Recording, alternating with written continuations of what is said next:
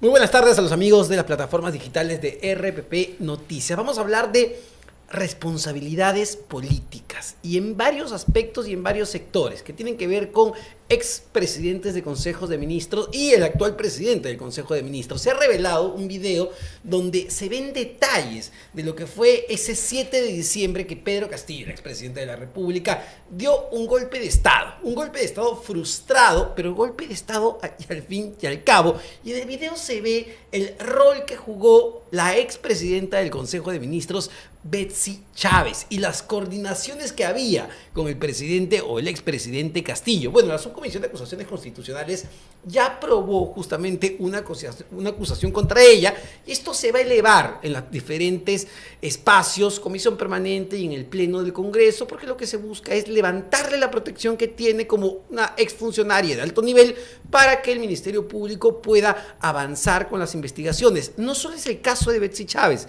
están también los exministros Roberto Sánchez y también el exministro Willy Huerta, Comercio Exterior y Interior, pero que eran hombres de la mayor confianza en ese momento del expresidente. ¿Cuál es el nivel de responsabilidad que tiene un premier? ¿Cuál es el nivel de responsabilidad que tiene un ministro en una situación de ese tipo? Pero también vamos a hablar de lo ocurrido el fin de semana, de lo que viene generando convulsión social en el país en Puno y la responsabilidad de los ministros actuales. Y además el caso del expresidente Toledo. Para todo esto estamos con el expresidente del Consejo de Ministros justamente y exministro de Defensa, Pedro Cateriano. ¿Cómo está, doctor Cateriano? Muy buenas tardes. ¿Qué tal, Omar? Buenas tardes.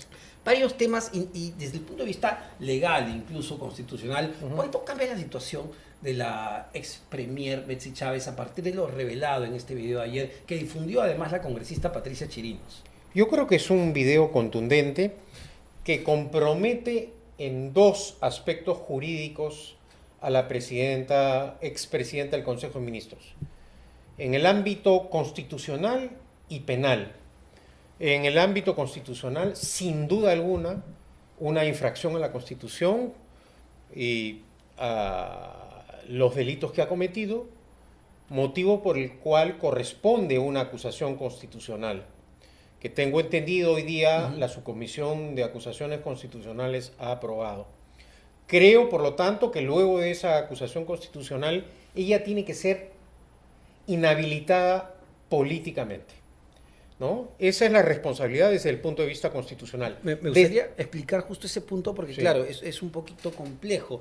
Cuando llegan estos informes a la Subcomisión de Acusaciones Constitucionales, entiendo que hay dos alternativas. Una es levantarle la protección que tiene como ex alta funcionaria, pero además también los congresistas pueden inhabilitar a una persona de ejercer el cargo público. Son cosas diferentes. Son diferentes. Uno es el proceso de acusación constitucional por infracción a la Constitución. Luego el Congreso va a tener que evaluar la denuncia constitucional que en su momento haga la Fiscalía y posteriormente el proceso de inhabilitación política.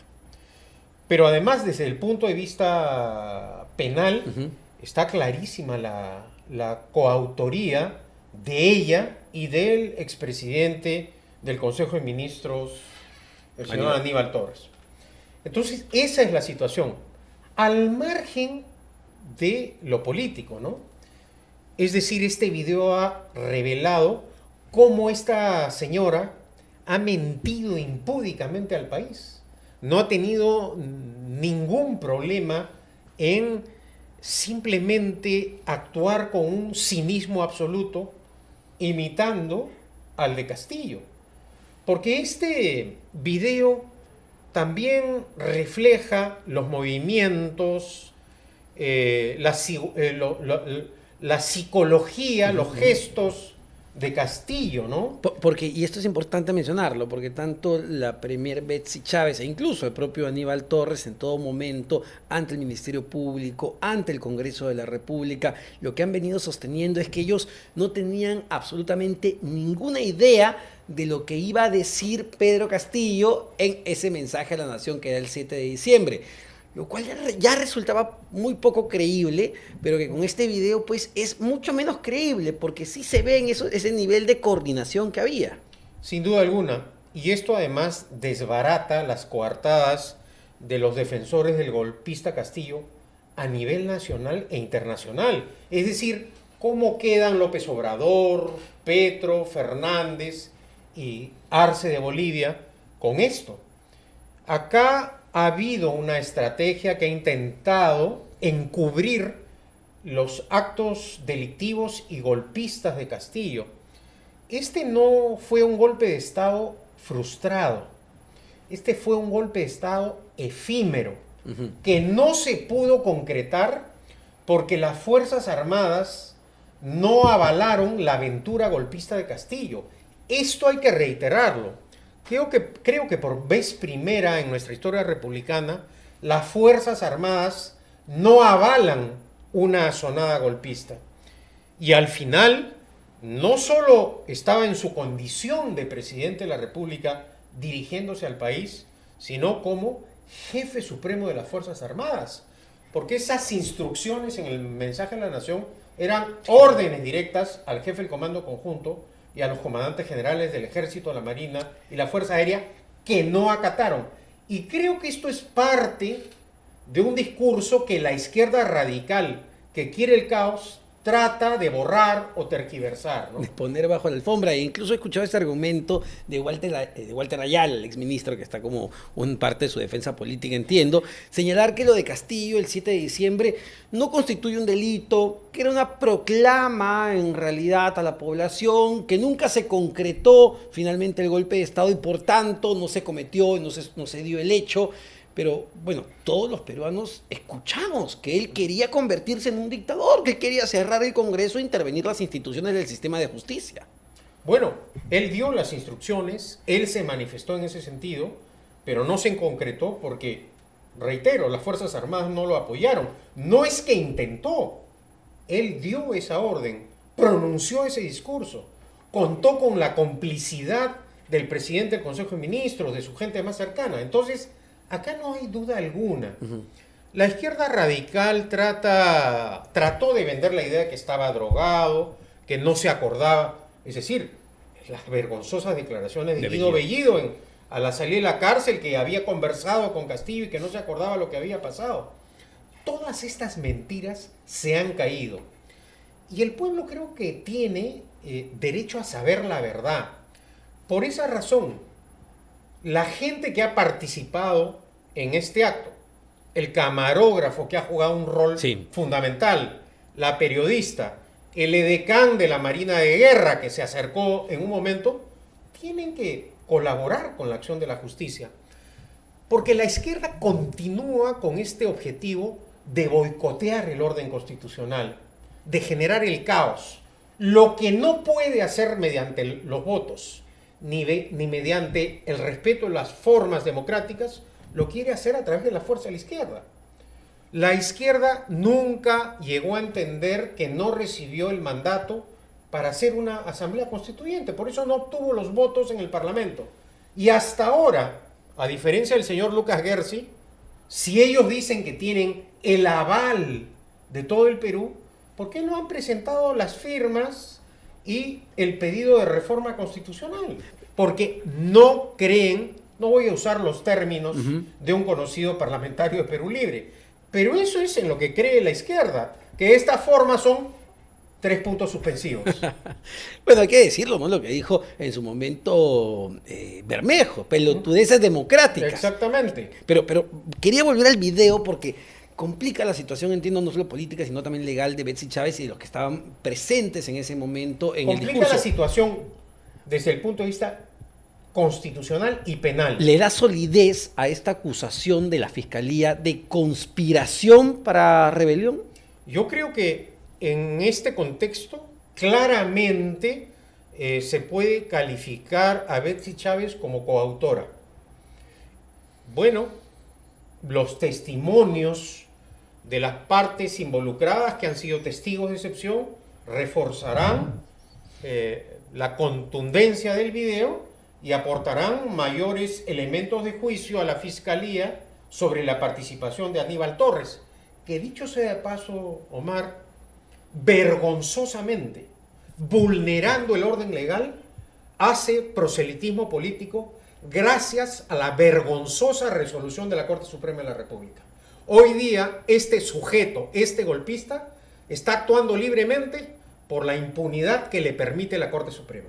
Bueno, pero a ver, él lo que argumentaba su abogado cuando se dio el proceso de prisión preventiva, el pedido de prisión preventiva, era básicamente por la edad, ¿no? Que él no va justamente a una cárcel por su avanzada edad. Bueno, si de avanzada edad se trata, Fujimori está en la cárcel, PPK estuvo con arresto domiciliario varios años. O sea que el argumento de la edad usado por la Corte Suprema es doblemente vergonzoso y condenable. Y en el caso, me gustaría su opinión de los otros dos ministros o exministros también mencionados, que el día de hoy se ha aprobado un informe de la Subcomisión de Acusaciones Constitucionales. Roberto Sánchez, de Comercio Exterior, que sabemos que era un hombre del círculo de confianza del presidente, porque fue uno de los pocos ministros que se mantuvo durante todo el gobierno de Castillo.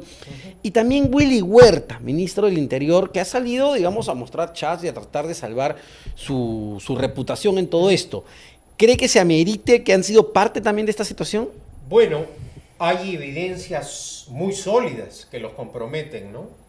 En estos dos casos, a diferencia del de Betsy Chávez, que hay una solidez en el ámbito penal pétrea, e igualmente en el de Torres, creo que en los otros dos casos la Fiscalía, con los testigos y las demás personas que deben cooperar con la acción de la justicia, ayudarán a establecer claramente la responsabilidad de estos dos sujetos, ¿no? Y entender además cuán importante es saber quién fue el ideólogo, la persona detrás de esta idea de dar un golpe de Estado, de convertir a Pedro Castillo en un dictador. ¿Usted cree que haya nacido de él mismo ante el miedo de las acusaciones y las declaraciones que se iban produciendo?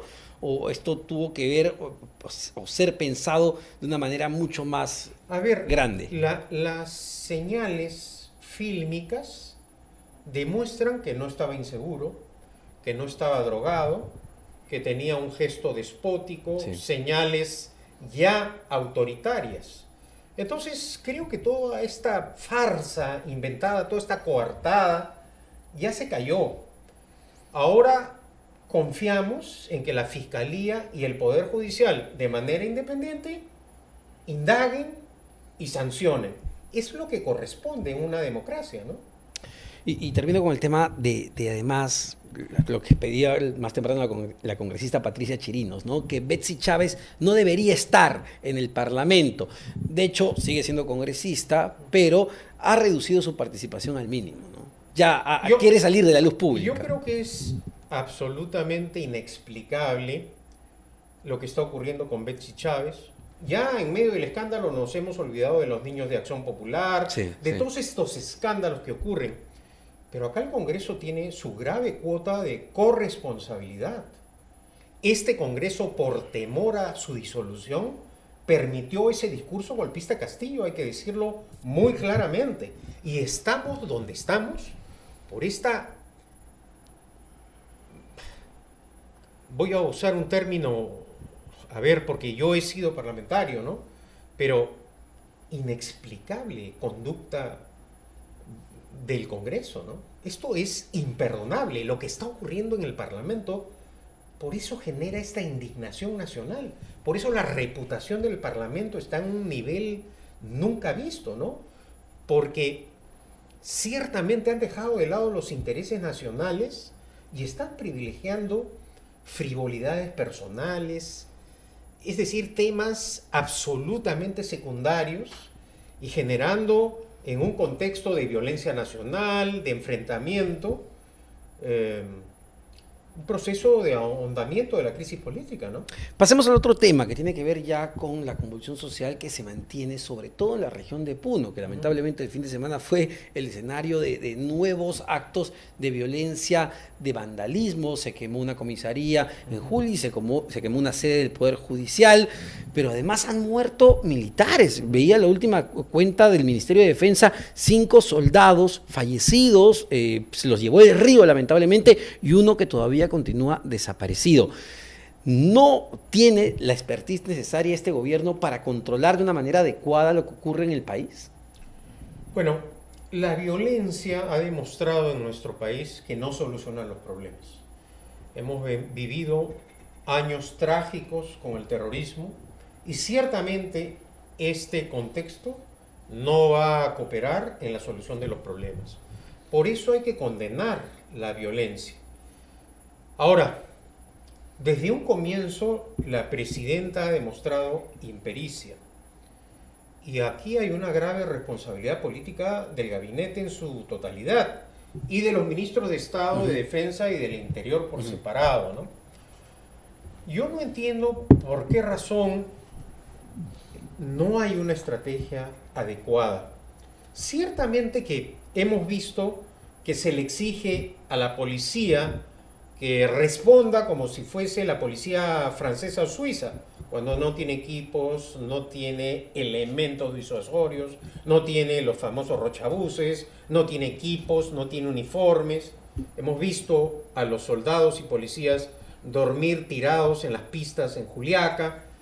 Entonces, acá lo que se está mostrando es casi un Estado fallido, ¿no? Un Ministerio Interior que no puede comprar equipos, que no puede comprar patrulleros, que no puede comprar ningún elemento disuasivo, demuestra lo que han sido estos últimos 10 años en el Perú, ¿no? De una confrontación política casi suicida entre el Poder Ejecutivo y el Legislativo, ¿no? Y consecuencia de ello ha habido un proceso de deterioro debido a la inmadurez política de los partidos políticos. Es decir, hemos tenido liderazgos políticos que han pensado en su interés personal y partidario y no en el nacional. Omar, hay que decirlo, esta crisis empieza a acentuarse cuando el fujimorismo y el aprismo forzaron la renuncia de Pedro Pablo Kuczynski y desde ese momento no ha parado el hundimiento de la estabilidad democrática y política del país. Ahora, don Pedro, usted menciona que hay una clara responsabilidad política en los ministros actuales, Otárola, de Defensa del Interior. Pero escuchábamos al premier Otárola señalar que, por ejemplo, él no tenía conocimiento de los planes operativos del ejército, de la policía en Apurímac, en Ayacucho, en Juliaca, donde se han producido lamentables muertes. Y uno dice, a ver, tú no puedes conocer el plan operativo, pero si ya tienes 6 muertos en Apurímac, luego tienes 10 muertos en Ayacucho y luego 19 muertos en Juliaca, preguntas qué está pasando. Obviamente. Y además, en una situación como esa, lo que corresponde es informar a la Fiscalía los operativos que se van a realizar.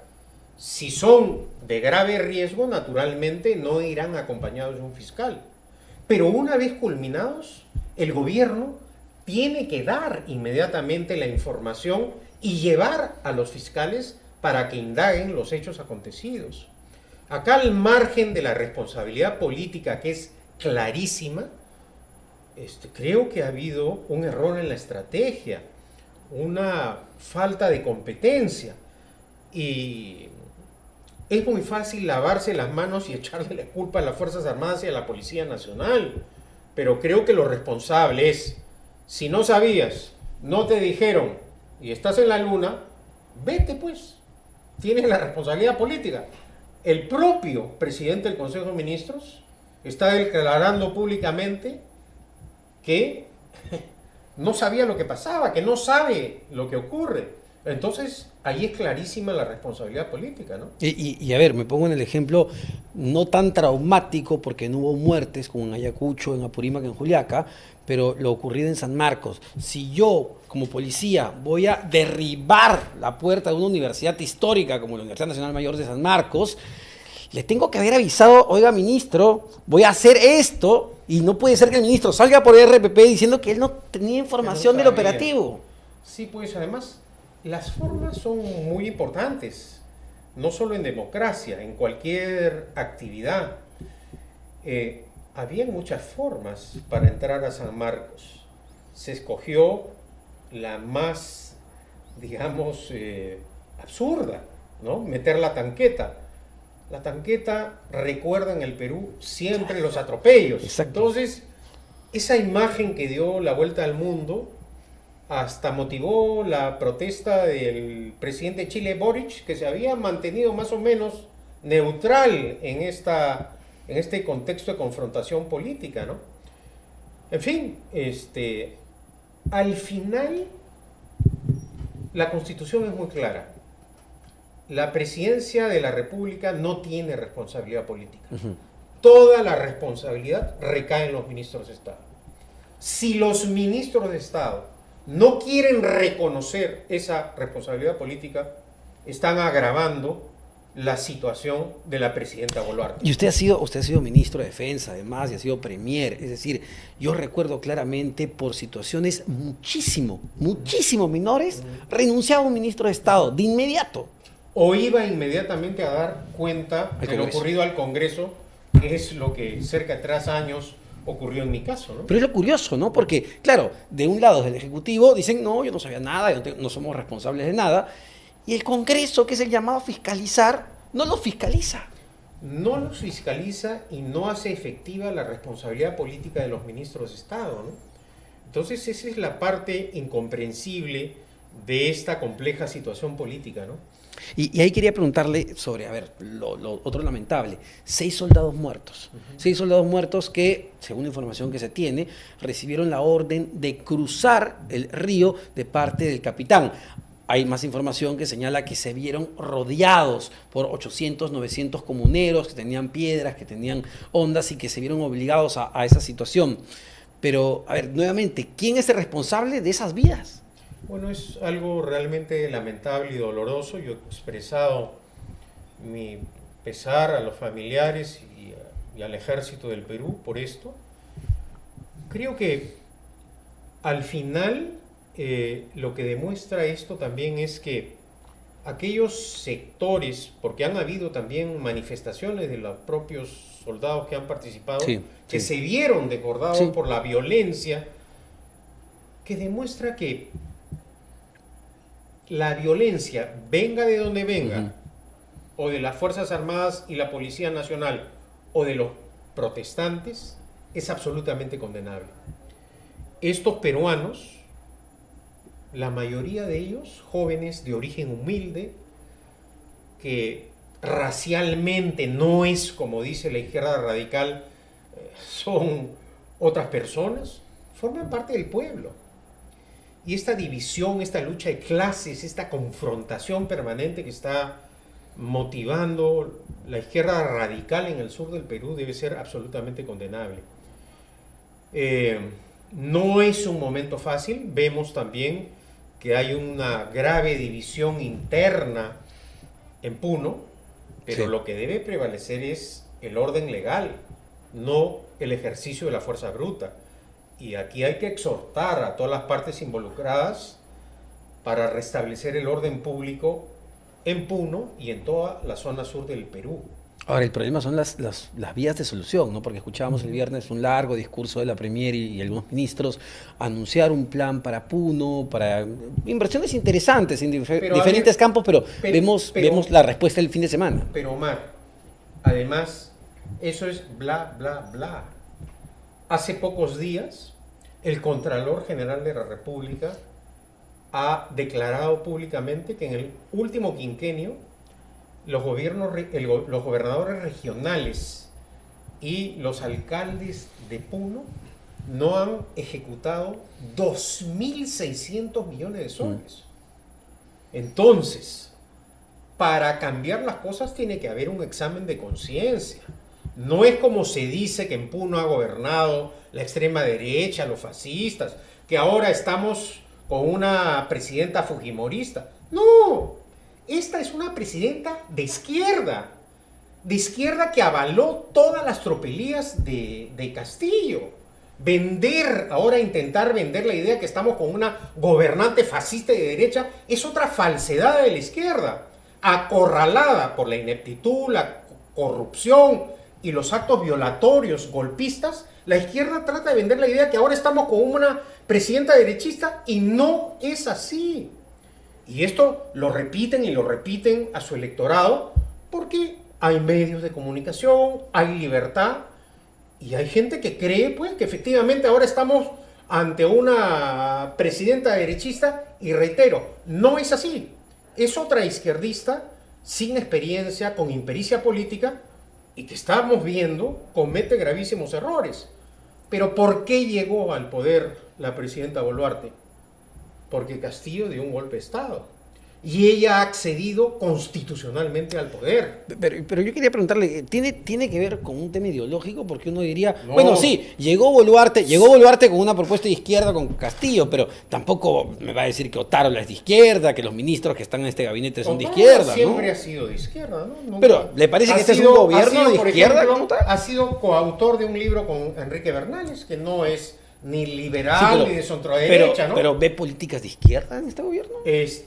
Yo veo, por ejemplo, que este gobierno continúa sin solucionar el problema de la minería. Acá hay gente que dice que Castillo no aplicó políticas de izquierda, y eso es absolutamente falso, Mar. Aplicó una política letal contra la minería, boicoteó, paralizó la exploración y actividad minera, la gasífera, la petrolera, para ahogar a la economía. ¿Cómo que no es eso? Después de la dictadura de Velasco, la persona que más daño ha hecho a la minería, que es el motor de desarrollo del país, ha sido Castillo. Y esta señora hasta ahora, la presidenta Boluarte, no vemos una alternativa. Esos temas no los toca. Entonces, que me digan que la presidenta Boluarte pues, es una derechista, es ridículo, es otra farsa más. Es otra mentira similar a la de Betsy Chávez. Pero a lo que iba, más allá de las ideologías de clasificar de derecha o izquierda en estos pocos meses, porque son poquísimos meses lo que tiene Dina Boluarte, la continuidad parece ser más bien la impericia. Pero no son poquísimos meses, ¿ah? La señora Boluarte fue ministra Bueno, no, de me Castillo refiero, un año y medio. me refiero a su gobierno, ¿no? Bueno, el gobierno de Dina Boluarte. Pero las sumas en política Claro. hay que hacerlas. Pero a lo que voy, lo que refleja en estos meses de gobierno de Dina Boluarte, más allá de derechas o izquierdas, es justamente la impericia, el no saber cómo manejar las riendas de este caballo. Sin duda alguna. Es que, ¿cuál fue el objetivo político de la presidenta Boluarte? Claro. Alcaldesa de Surquillo. Eso quiso ser. Y no la eligieron. Y de nonata candidata a la alcaldía de Surquillo, acabado de presidenta de la República, porque el señor Cerrón la puso en la vicepresidencia de la República. Esa es la verdad. Ahora, no está ahí por arte de magia. Está como consecuencia del voto popular. Sí, Esa claro, es la realidad. sí, claro. Es la realidad. El otro tema, solo para ir cerrando, pero que también es importante, que tiene que ver ya con cómo nuestro país es visto desde el plano de vista legal desde el extranjero, porque ha llamado mucho la atención el pronunciamiento de intelectuales muy connotados en los Estados Unidos y también en nuestro país a nivel internacional, respaldando, pidiendo que no se extradite al expresidente Alejandro Toledo por los casos de corrupción y todo el caso Odebrecht. Y ahí tenemos a intelectuales de la talla de Fukuyama, que es totalmente conocido en el mundo, y de un estadounidense que conoce muy bien el Perú y la realidad de la corrupción en nuestro país, como Steven Levinsky. ¿Qué le parece ese pronunciamiento, ese pedido? Yo creo que es algo absolutamente inexplicable y condenable. El señor Castillo no está siendo perseguido por motivos raciales, tampoco porque en el Perú no hay una democracia. En el Perú hay un poder judicial y una fiscalía independientes, con todos sus defectos. Yo vengo desfilando los últimos 10 años en el Poder Judicial y en la Fiscalía. No tenemos una fiscalía al nivel suizo ni francés, no. Ciertamente hay fiscales como los que tuvimos en el Callao acusados de corrupción. Tenemos fiscales corruptos, ineptos, no preparados, que se dejan llevar en algunos casos por la presión política. Pero no creo que ni el Poder Judicial ni la Fiscalía administren justicia con criterios políticos. Y esto es absolutamente fácil de advertir y comprender. Las condenas a políticos de todos los sectores, desde Susana Villarán hasta Fujimori, las detenciones preventivas y las condenas a distintos actores de diferentes partidos políticos involucrados en casos de corrupción, demuestran que el Poder Judicial actúa con independencia. Y creo además que en este momento la Fiscalía de la Nación no está en manos de una persona que obedezca las directivas políticas del gobierno. Por esa razón yo creo que desde el punto de vista político y jurídico, este intento de encubrir a Castillo y estos ilustres profesores norteamericanos es incomprensible y condenable. Exacto, ¿no? ¿Qué es? O sea, para que alguien como Francis Fukuyama suscribe una carta de ese tipo pidiendo que no extraditen a Alejandro Toledo, ¿qué es? ¿Ingenuidad? ¿Desconocimiento? ¿Qué es lo de Steven Levinsky, que además conoce muy bien la realidad de nuestro país? Su esposa es peruana, está constantemente investigando lo que ocurre aquí. ¿Qué es? En el caso del profesor Levinsky creo que es peor, porque además ha dicho que se juzgue en democracia, es decir, dudando de la calidad democrática de este gobierno. Ahora, yo creo que esto es un intento, una defensa de los abogados de Toledo para demorar la extradición. Ya el Departamento de Estado estaba en la etapa final.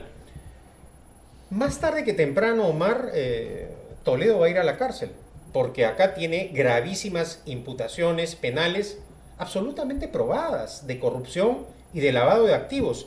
Creo que de todos los casos es el más sólido desde el punto de vista penal. Y además hay que afirmar lo siguiente: tarde o temprano Toledo va a ir a la prisión, porque en Estados Unidos ha lavado dinero y eso, según la legislación norteamericana, es delito. Por esa razón, el gobierno de los Estados Unidos ha devuelto al Estado peruano $600.000 como producto de los malos manejos y del origen del manejo en efectivo que tenía Toledo en los Estados Unidos. Yo no sé si este tema va a llegar a la máxima instancia, que es el presidente Biden en Estados Unidos. Son muy raras las ocasiones en que el presidente de los Estados Unidos no ha acatado los pronunciamientos del Poder Judicial. En este caso, el Poder Judicial norteamericano ha sido claro, y yo confío que Estados Unidos coopere con la acción de la justicia del Perú, porque sin duda alguna, Omar, estamos como estamos porque otra de las graves consecuencias de esta crisis es el flagelo de la corrupción que hemos sufrido en distintos gobiernos. Bueno, y la cantidad de presidentes presos o investigados por corrupción así lo demuestra, ¿no? Exactamente. Muchísimas gracias, don Pedro Cateriano, ex presidente del Consejo de Ministros y ex ministro de Defensa y además abogado.